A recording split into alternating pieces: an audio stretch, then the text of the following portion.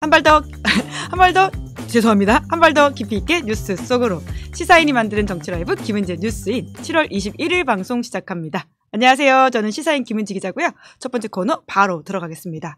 쏟아지는 뉴스에 어떻게 반응해야 될지 알려드리는 시간 뉴스 리액션입니다. 나경희 기자 안녕하세요. 네, 안녕하세요. 네, 월요일의 뉴스 리액터 신인규 변호사님 안녕하세요. 네, 안녕하세요. 신인규입니다. 네, 저희가 지금 폭우가 지나가고 폭염이 왔더니 또 말을 좀 이상하게 시작을 해서 죄송하다는 말씀을 드리면서 바로 첫 번째 코너, 첫 번째 키워드 들어가 보도록 하겠습니다. 네, 계엄 5호 인사 국민통합비서관으로. 네, 대통령실 국민통합비서관에 임명된 강준욱 비서관의 저서가 논란이 되고 있죠. 네, 강준욱 동국대학교 정보통신공학과 교수가 7월 15일자로 대통령실 국민통합비서관에 임명이 됐는데요.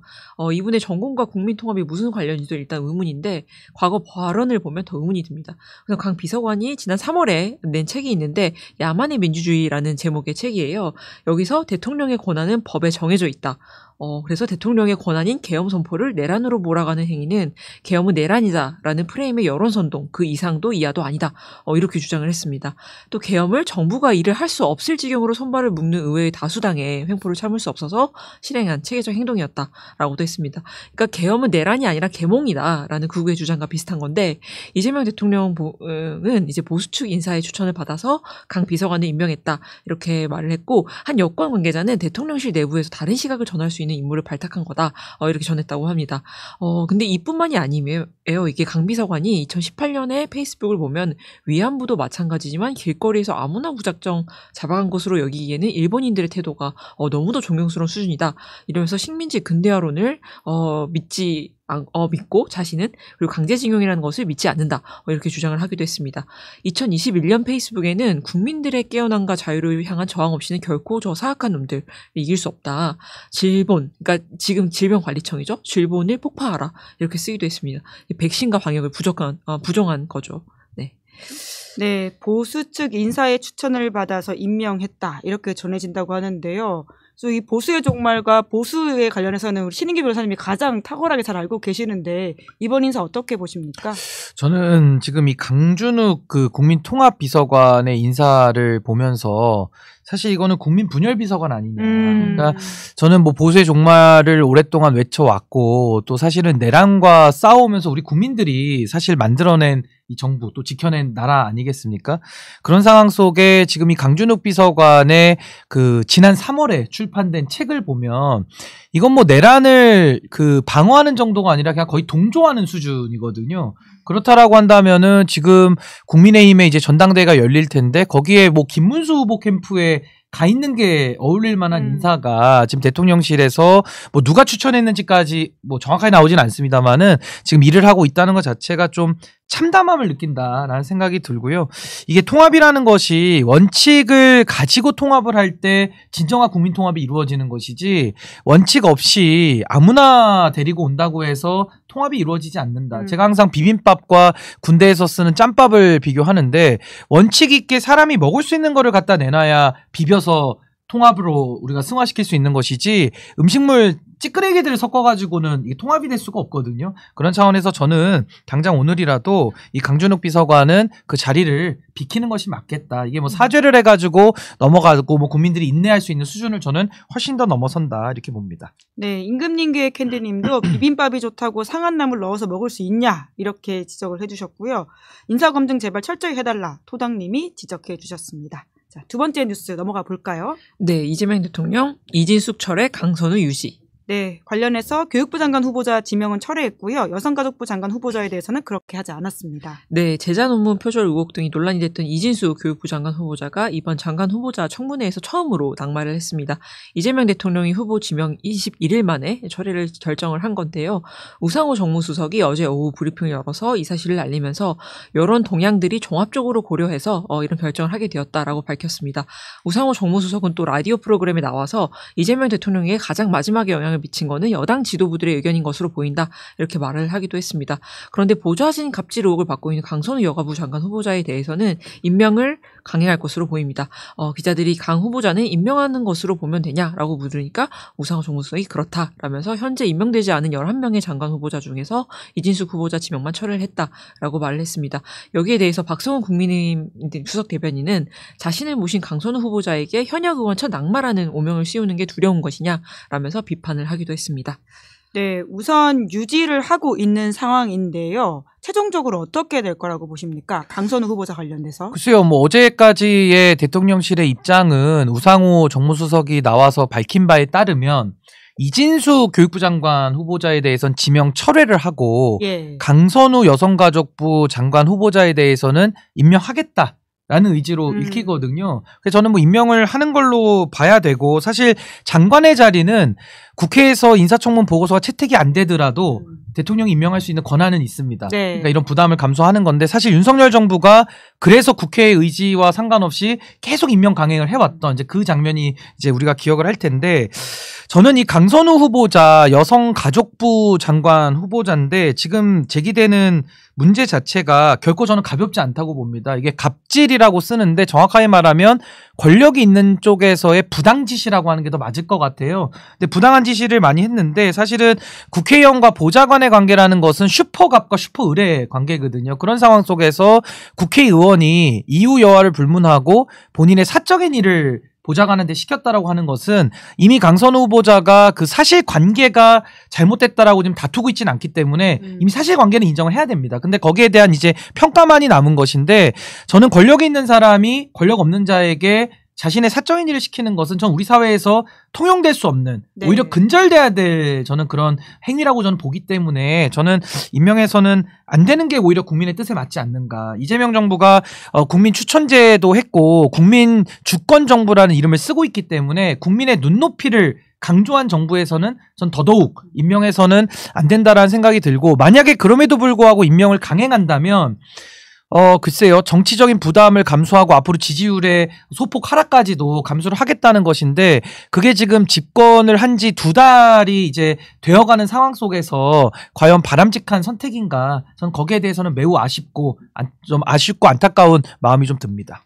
네, 세 번째 뉴스 넘어가 보죠. 네, 내란 특검 윤석열 추가 기소. 네, 3특검이 저마다 수사의 속도를 내고 있는데요. 주말부터 오늘까지 있었던 소식 차근차근 정리해 보겠습니다. 네, 우선 내란 특검 소식인데요. 내란 특검이 19일 토요일에 윤석열 씨를 직권남용 등의 혐의로 기소를 했습니다. 재구속한 지 9일 만인데 최대 20일 동안 구속을 할 수 있는 구속기간을 다 쓰지 않은 거고요.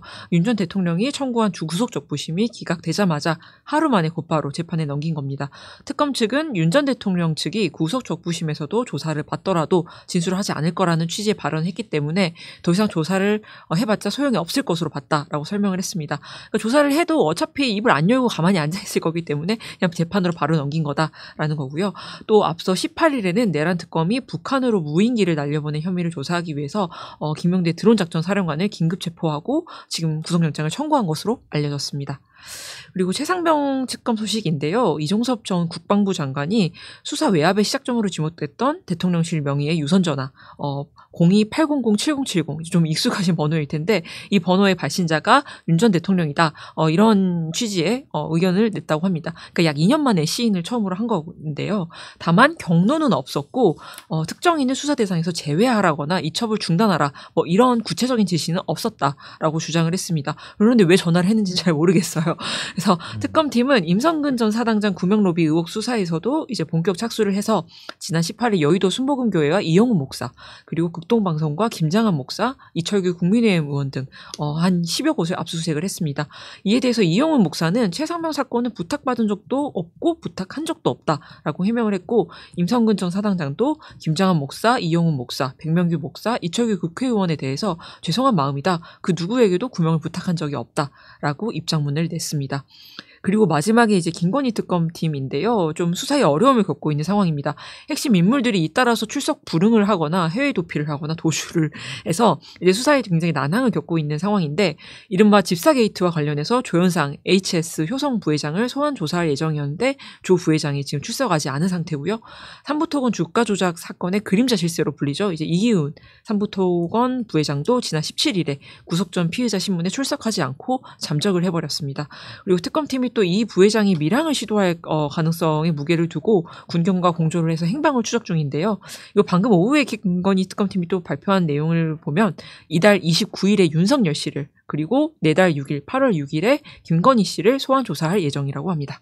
네, 차근차근 3특검 하나씩 좀 짚어볼까요? 가장 최근에 나온 김건희 관련된 소식부터 짚어봐야 될 것 같습니다. 8월 6일로 날짜를 좀 넉넉하게 김건희 특검에서 잡았던데요. 이렇게 잡은 이유는 뭐라고 보십니까? 이제 아무래도 김건희 씨 같은 경우는 지금 윤석열과 같은 방법으로 지금 수사에 대응할 가능성이 매우 높거든요. 예를 들면 무조건 부인을 한다든지 아니면은 뭐 정상적인 조사라면은 참여하겠다는 식의 단서를 단다든지 아니면 또 조사 기일이 다가오면 아픈다든지 이런 식의 유사한 전략을 쓸 게 너무나도 명확하기 때문에 아마 특검에서는 김건희 씨 쪽에서의 어떤 그런 꼼수나 여러 가지 그 회방에 대한 그 시도들을 좀 원천봉쇄하기 위해서 조금의 지금 기한의 말미를 더 넉넉하게 준 거 아닌가 싶고요. 지금 김건희 씨 입장에서는 구속을 지금 가장 피하고 싶을 텐데 제가 볼 때는 구속을 피할 방법은 없습니다. 그래서 끌면 끌수록 본인만 더 많은 국민적 비난과 욕을 먹을 뿐이기 때문에 저는 뭐 본인이 김건희 씨 스스로가 이 현실을 좀 제대로 파악하고 전 지금이라도 국민 앞에는 석고되지 않은 심정으로 남은 수사 절차에 성실히 임하는 것 외에는 다른 방법이 없다. 저 그렇게 생각합니다. 네. 그리고 최상병 특검에서는 의외의 이름들이 수면 위로 올라왔습니다. 개신교 인사들까지도 압수수색 대상이 됐던데요. 제 기억에 김장한 목사나 이영훈 목사가 압수수색 그러니까 강제 수사를 받은 적이 있었나 싶을 정도거든요. 이 뉴스는 어떻게 보셨습니까? 근데 이제 법 앞에 모두가 평등하다고 우리 헌법에는 나와 있는데 대한민국에서 유한하지 않고 무한한 권력들이 있어요. 그게 뭐 예를 들면 재벌이라든지 아니면 종교 단체, 종교 쪽에 있는 지도자들이 그 영원한 권력을 좀 누리는 이제 그런 경향성이 있는데 저는 이번에 최혜병 특검에는 저는 박수를 마음껏 쳐주고 싶습니다. 왜냐하면 이게 기존의 검찰이었더라면은 저런 식으로 여의도 순복음교회라든지 극동방송을 갖다가 압수수색할 수 있었을까? 전 못했다고 보거든요. 이게 특검이기 때문에 가능했고 특검임에도 불구하고 이명현 특검이 이건 상당한 용기를 보여준 전 태도다. 이 사안에 대해서 진실을 밝히고 수사 외압뿐만 아니라 구명 로비까지도 발본색원하겠다라는 태도로서 지금 압수수색 또 강제수사 들어간 거기 때문에 전 이 부분에 대해서는 매우 잘했다라는 생각이 들고요. 더 잘한 것은 사실 이철규 의원의 이름도 나옵니다. 그렇죠. 그러니까 국민의힘의 이철규 의원이라는 사람은 사실 윤희숙 의원조차도 감히 입에 올리지 못하는. 아 그래요?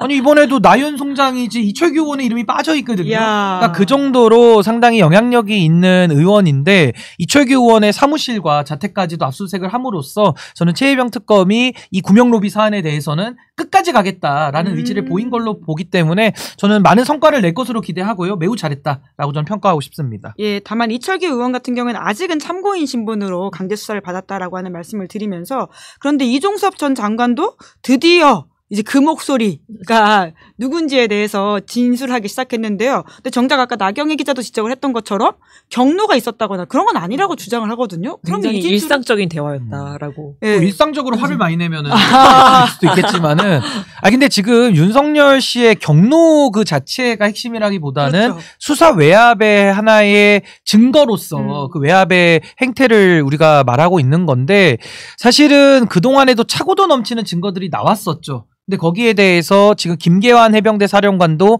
모해 위증으로 지금 영장이 청구가 되고 있고 또 한덕수 총리도 위증죄로 지금 검토가 되고 있지 않습니까? 그러니까 그 말인즉슨 결국 윤석열의 하수인들은 결과적으로 다 거짓말을 한 겁니다.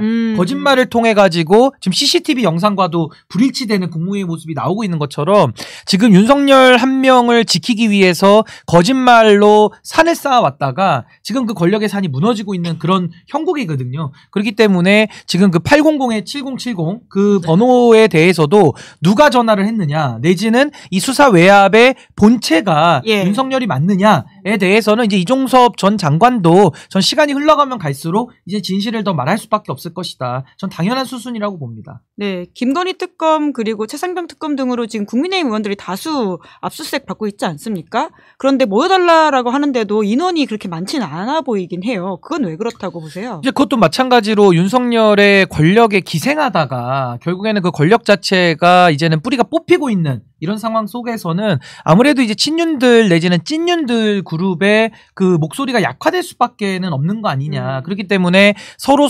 구명해주자라고 했을 때 사실은 그 윤석열 탄핵 이후에 그 파면 전에만 해도 의원들 모이라 그러면 40명씩 관저에 가서 주르륵 줄 서지 않았습니까? 근데 지금은 이제 그러지는 않을 거거든요. 그러니까 이제 각자 도생의 길이 열린 거기는 한데 이것이 전 좀 분리해서 봐야 되는 게 사법적인 영역에서는 이제 각자 도생이 시작이 됐다. 전 그렇게 판단하고요. 이게 정치의 영역에서 이제 국민의힘이 앞으로 전당대회도 하고 할 텐데 정치의 영역에서는 여전히 저는 친윤 그룹들의 결속력은 좀 남아있다. 전 그렇게 두 가지 사안을 좀 나눠서 보는 것이 정확하지 않을까. 아직도 생각합니다. 결속력이 남아있나요? 전당대회 때는 아마 친윤들이 또 승리를 거둘 거예요. 근데 사법의 영역에서는 이제는 뭐 서로가 서로를 지켜주기에는 이 죄수의 딜레마가 너무 강하게 작동을 해서 잘 통하지 않는 거 아닌가라는 생각이 듭니다. 네, 국민의힘 전당대회 이야기는 이따 한번 다시 하도록 하고요. 특검 소식 마지막으로 하나만 더 짚으면 지금 김용대 드론 작전 사령관에 대한 영장이 청구가 됐거든요. 나올 거라고 보십니까? 그 김용대 드론 작전 사령관은 사실은 이제 긴급 체포가 됐다가 이제 구속영장이 청구가 되는 건데 지금 사안 같은 경우는 이제 허위 공문서 작성도 해당이 되고 해서 결국에는 증거를 인멸하고 감추려고 했다라는 게 핵심이고 이제 김용대 사령관부터는 이제 외환죄 수사가 본격화되는 거거든요. 여기에는 김태효 안보실 1차장도 다 연루가 되어 있습니다. 그러니까 이제는 윤석열의 내란이 이제는 그 내란과 관련된 추가적인 그 범죄를 덮기 위한 행위 그걸 넘어서서 이제 외환의 영역이 새로 열리는 거기 때문에 전 내란 특검이 김용대 드론 작전 사령관의 신병 확보를 통해 가지고 더 탄력을 받지 않을까 전 그렇게 생각합니다. 네, 댓글창에도 구속 200%다 이렇게 말씀해주고 계시는 분이 계셔서 관련 소식은 내일 다시 전하도록 하고요. 그러면 신인규의 원샷 원킬 그러니까 신인규 변호사님의 날카로운 시선으로 이번 주 정치권의 가장 뜨거운 사진 한 장을 보려고 하는데요. 골라온 사진 나경희 기자가 먼저 좀 설명을 해주시겠어요? 네, 어제 김문수 씨가 국민의힘 당사에서 기자회견을 열고 국민의힘 당대표 선거 출마를 선언한다 이렇게 밝혔습니다. 당대표가 돼서 이재명 정권의 폭주를 막고 자유민주주의 대한민국을 더욱 위대하게 이끌어 나갈 수 있도록 국민의힘을 혁신하겠다 이렇게 포부를 밝혔는데요. 특검이 제1야당 죽이기에 동원되고 있다라고 주장을 하면서 본인이 당대표가 되면 비상인권보호변호인단이라는 걸 구성을 해가지고 억울한 피해자들을 보호하는 데 적극 나서겠다 이렇게 약속을 했습니다. 이게 공약인 거죠, 그러니까. 그래서 이로써 현재까지 이제 국민의힘 당대표 출마 의사를 밝힌 주자를 살펴보면 김문수 전 고용노동부 장관, 그리고 조경태, 안철수, 장동혁 의원, 그리고 장성민 전 대통령실 미래전략기획관, 양양자 전 의원 등이 있습니다. 당권 주자로 거론됐던 나경원 의원은 불출마를 선언을 했고요. 한동훈 전 대표는 아직 결정을 내리지 못한 상황입니다. 그리고 국민의힘에 입당해서 윤석열을 구할 거라고 했던 전직 학원강사 전한길 씨는 이번에는 당대표 선거에 출마하지 못했습니다. 왜냐하면 3개월 이상 당원으로 활동을 해야 당대표에 출마할 수 있는데 아직 3개월이 안 됐거든요. 그래가지고 당대표에 출마할 수 없는 상황이고 대신 전한길 씨가 또 라디오에 나가서 이런 발언을 했습니다. 좌파의 개딸이 있었다면 전한길이 우파의 개딸들을 만들겠다. 수십만 명을 모아서 당을 움직이겠다라고 주장을 했습니다. 그래서 송원석 비대위원장이 다시 한번 이렇게 말을 했어요. 서울시장으로 하여금 전한길 씨 언행에 대해 조사를 검토해서 별도로 보고하도록 오늘 다시 한번 지시를 했다. 이렇게 밝혔습니다. 네, 국민의힘이 계속 수렁 상태인 것 같은데 우선 당권 구도를 한번 정리해 볼까요? 어떻게 보십니까? 지금 어떻게 큰 구도가 쌓여질 거라고 보세요? 뭐 국민의힘의 구도라는 건요. 제가 늘상 이야기를 하는 건데 55대 45 구도거든요. 그 55라는 것이 소위 말하는 당내 주류, 영남 기득권, 뭐 찐윤 이렇게 정리해도 될 것 같고요. 45라는 것은 그래도 이 당이 이대로 가선 안 된다라는 그 망조를 느끼고 있는 사람들이 한 45% 정도 됩니다. 근데 근데 45. 45%. 그래서 55대 45 룰이 항상 있는데 여기서 문제는 뭐냐?